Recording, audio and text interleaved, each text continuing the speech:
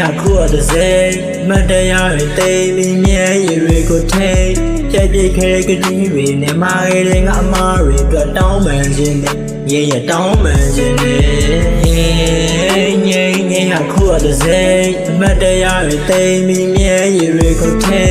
ပြက်ပြက်ခဲကတိတွေနဲ့မာရတဲ့ငါအမားတွေအတွက်တောင်းပန်ခြင်းနဲ့ရတောင်းပန်ခြင်းနဲ့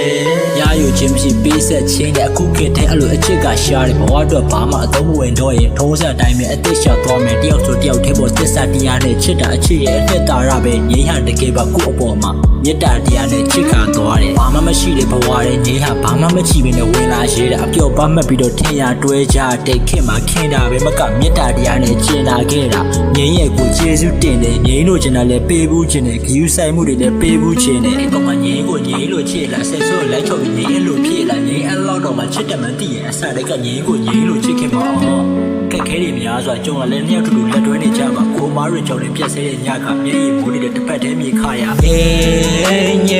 ငါခုအတဲ့စေမတရားတွေတိမ်ပြီးမြဲရည်တွေကိုထိပြက်ပြက်ခဲကတိတွေနဲ့မာရတဲ့ငါအမားတွေအတွက်တောင်းပန်ခြင်းနဲ့ရတောင်းပန်ခြင်းနဲ့